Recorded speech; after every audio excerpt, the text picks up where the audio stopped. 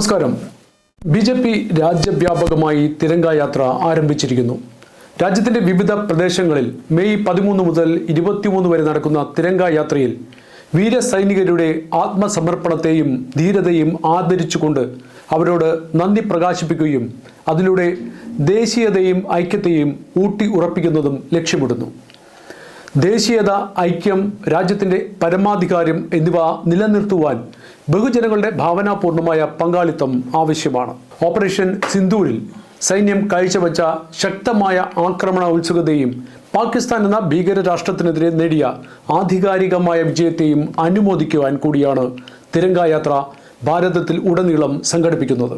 ദേശീയോദ്ഗ്രഥനവും ദേശീയ പതാകയോടുമുള്ള ആദരവും കൂടുതൽ തലങ്ങളിലേക്ക് വ്യാപിപ്പിക്കുന്ന യാത്ര രാഷ്ട്രീയത്തിന് ഉപരിയായി എല്ലാ മേഖലകളിൽ നിന്നുള്ളവരും പങ്കെടുക്കുന്ന മഹത്തായ സംരംഭമായി മാറുമെന്ന് വിലയിരുത്തപ്പെടുന്നു.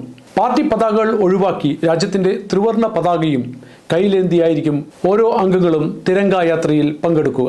ഈ യാത്രയുടെ ഭാഗമായി പൊതുയോഗങ്ങൾ, ബൈക്ക് റാലികൾ, പതാക ഉയർത്തൽ, സൈനിക വിജയത്തിൻ്റെ നാഴികക്കല്ലായ ഓപ്പറേഷൻ സിന്ദൂരിൻ്റെ വിജയത്തെ പരിചയപ്പെടുത്തുന്ന പരിപാടികൾ എന്നിവയും സംഘടിപ്പിക്കും.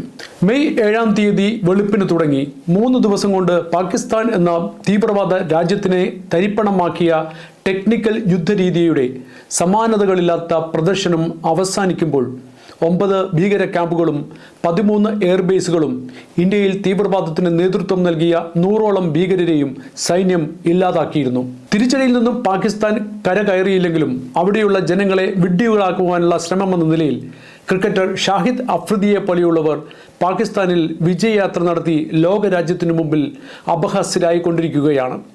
ആർട്ടിഫിഷ്യൽ ഇൻ്റലിജൻസ് ചിത്രങ്ങളിലൂടെ പാകിസ്ഥാൻ സ്വയം ജനങ്ങളെ പറ്റിക്കുമ്പോൾ ഈ ഭീകര രാജ്യത്തിനകത്ത് കയറി കൊടും ഭീകരരെ ന്യൂട്രലൈസ് ചെയ്ത ഭാരതത്തിൻ്റെ വീരദേശാഭിമാനികളെ നെഞ്ചിലേറ്റാനുള്ള അവസരത്തിനായി രാജ്യം കാത്തിരിക്കുന്നു.